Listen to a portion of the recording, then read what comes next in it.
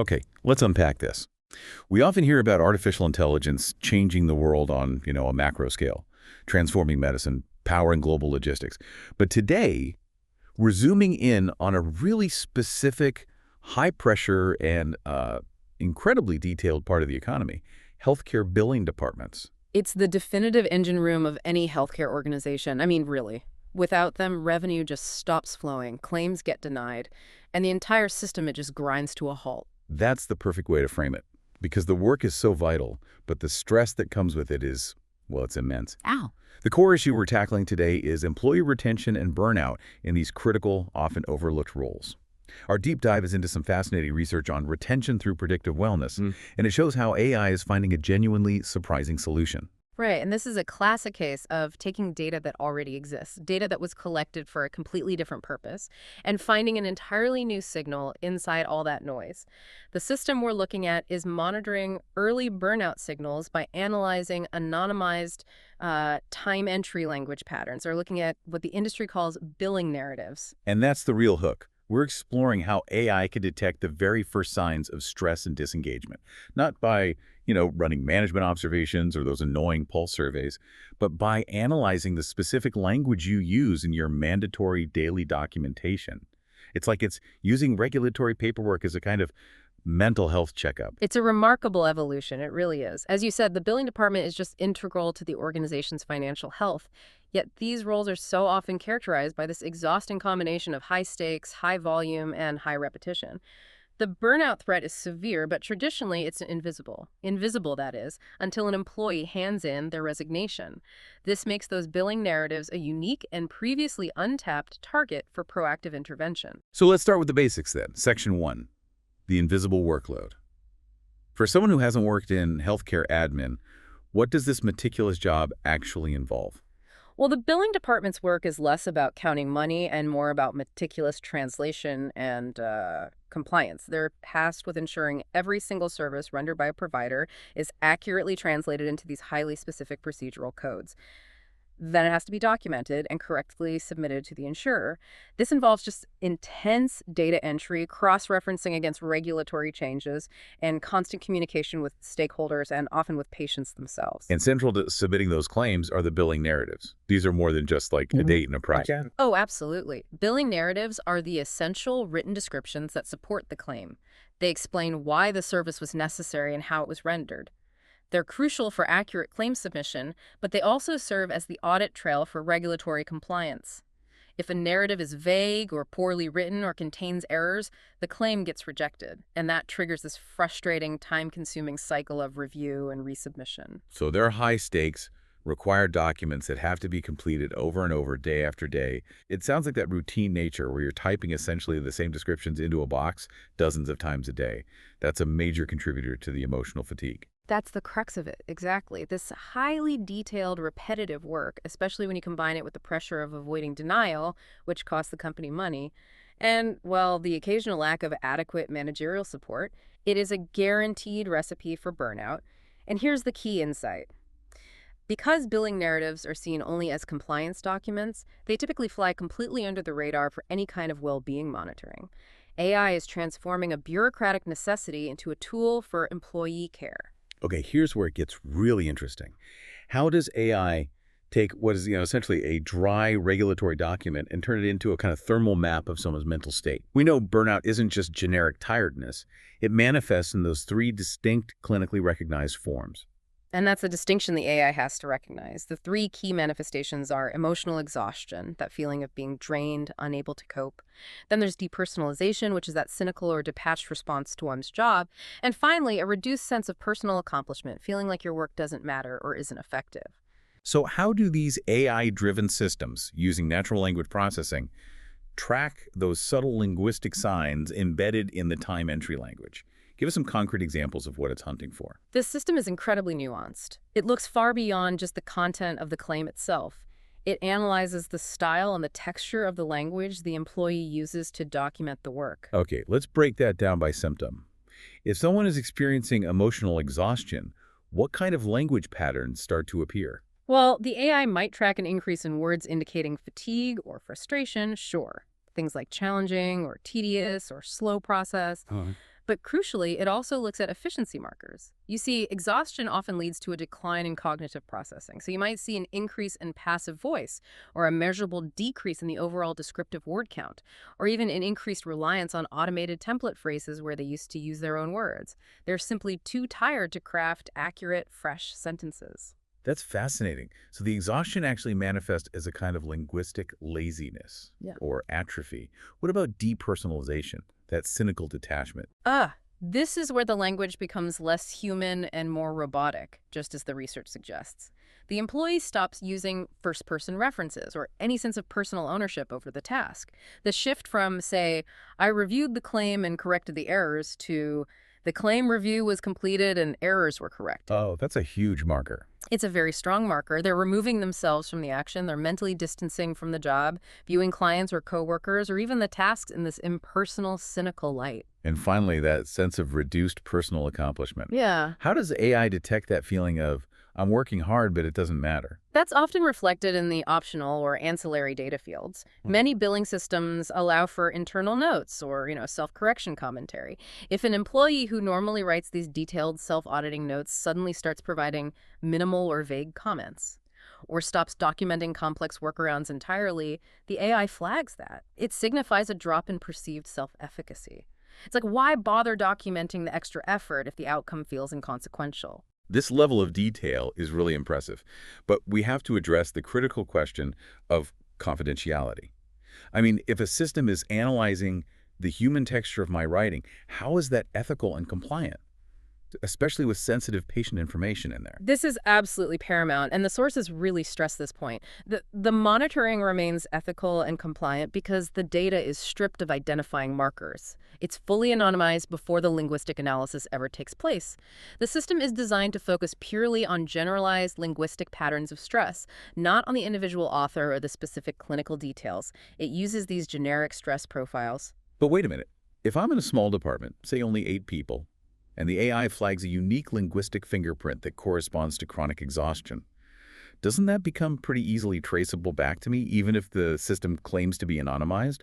That starts to erode trust, which, kind of defeats the purpose of supportive HR. That raises a critical point about the robustness of the system's design. And you're right, in smaller groups, the system needs built-in safeguards. Things like requiring a minimum threshold of users before analysis is aggregated, or maybe delaying the notification until multiple stress vectors are confirmed, not just one language pattern. And the intervention, critically, isn't immediate punishment or monitoring. It's an alert to a manager that a risk exists within a team, prompting a general checking process, rather than pinpointing, Joe specifically. The system aims to build trust by guaranteeing the focus is on the language trend, not the individual's identity or performance. That makes the shift from detection to action possible, which leads us directly into Section 3, predictive wellness. So once the AI identifies these subtle signals, say that chronic increase in passive voice over 4 consecutive weeks, how is that intervention system activated? The activation is automatic. As soon as those linguistic patterns cross these predetermined, statistically validated stress thresholds, these are truly early intervention systems. They are designed to trigger specific, timely support for the employee identified as being at high risk, often weeks or even months before that person might feel comfortable enough to verbalize their distress. And this is the critical difference between proactive care and reactive cleanup. We're moving away from waiting for an employee to break down or resign and instead intervening at the first flicker of trouble. Precisely. The system automatically alerts HR or a department manager if those high-risk language patterns are sustained over a defined period. This bypasses the typical reliance on, say, annual surveys or management observations. Which are often subjective and come way too late. Exactly. This allows the organization to initiate proactive steps to support the employee's well-being. So what does that proactive intervention toolkit look like in practice? It can't just be an email that says, hey, the AI thinks you're stressed. No, it has to be holistic and non-punitive. It's a range of supportive actions that organizations can deploy before burnout escalates into lost productivity or turnover. This might involve a manager initiating a simple, non-judgmental check-in, just a conversation about workload. It could mean immediately offering time for self-care, providing access to an external mental health resource, or perhaps, and this is critical, providing additional training to solve a specific workflow pain point that the AI might have indirectly identified. And the research really stresses the strategic benefit of tailoring that support. Tailoring is everything. The system isn't just a red flag, it provides clues about the nature of the stress. If the AI detects patterns strongly linked to workload issues, documentation being done late or referencing an unreasonable number of tasks, the suggested intervention might be a flexible work schedule adjustment or an immediate reduction in assigned duties. If the patterns suggest depersonalization, the recommendation might be access to mentorship or counseling to re-engage with the meaning of the work. This personalized approach, it signals to the employee that the organization sees them as an individual, which significantly strengthens loyalty. So what does this all mean for the big picture? Let's connect these tactical improvements to the overall strategic wins, because retention is the ultimate prize here. Okay, when we connect this back to strategy, 5 key benefits quickly emerge. First and foremost is proactive burnout prevention. By intervening in those early stages, you prevent the domino effect. A burned out employee doesn't just perform poorly, they often introduce errors, which increases the workload for their colleagues, dragging down the entire team's morale and performance.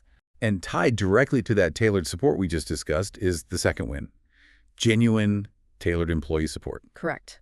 When the AI analyzes those individual linguistic patterns, employees feel truly seen and valued because the recommended interventions address their unique needs. It's so much more effective than a blanket wellness program.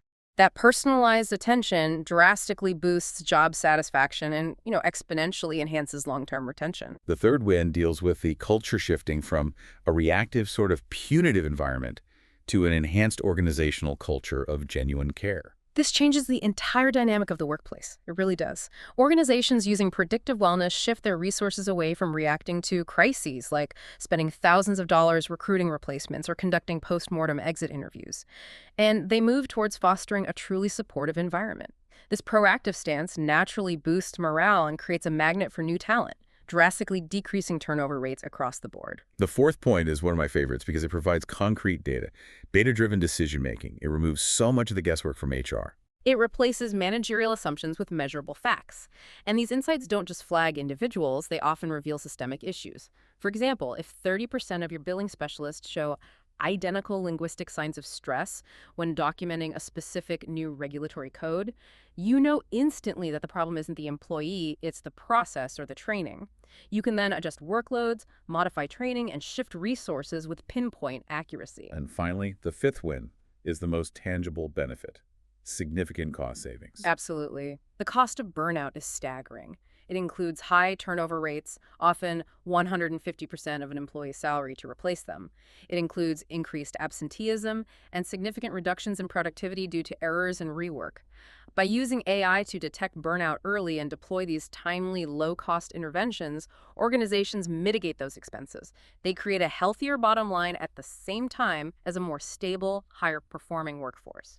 Looking ahead, this seems like just the beginning for these kinds of linguistic AI tools. How is this specific toolkit predicted to evolve? The evolution is focused intensely on increased sophistication and accuracy.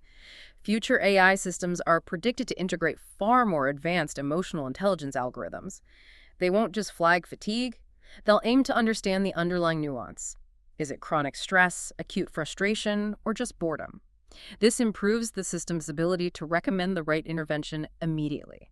And they won't operate as standalone systems either, I'm guessing? Correct. The goal is the creation of a holistic wellness monitoring ecosystem. This means integrating the language analysis with other workplace technologies, your standard time tracking tools, HR platforms, or even employee performance metrics. This provides a multi-layered 360-degree view of engagement that confirms the linguistic findings. We started with burnout detection and billing narratives, but the sources indicate the scope is much broader for the future of AI in the workplace. Yes, the utility of this predictive language analysis will likely expand far beyond just tracking exhaustion. It's expected to evolve to predict other types of workplace stressors that degrade engagement and retention. That could include early warning signs of team conflict, indicators of role misalignment where someone's skills no longer fit the job, or even language patterns suggesting career stagnation and a lack of growth opportunity. It's clear that as more industries realize they can use their existing mundane administrative documentation as this free source of wellness data, predictive wellness won't just be an advantage. It will become a critical, non-negotiable aspect of any retention strategy. Which brings us back to the core aha moment here. The transformation of required, routine, and often tedious regulatory documentation like billing narratives into a vital, objective source of employee mental health data. It's a massive, positive shift from outdated, reactive HR practices to proactive, data-informed employee care. The insight that the documents employees find the most mandatory are actually the ones that provide the clearest, most objective indicator of their true engagement level. That's a paradigm shift we couldn't have predicted a decade ago. And that leads to the final provocative thought we want to leave you with. If the subtle language you use in mandatory daily administrative tasks can now reveal deep, aggregated indicators of your mental health, how far will, or perhaps, how far should predictive AI systems expand into other routine workplace communication? Things like internal memos, project notes, or meeting summaries, and what implications does that have for fostering a culture of trust and psychological safety in the supportive organizations of the future? Something to ponder next time you're typing up those mandatory notes. We'll see you on the next deep dive.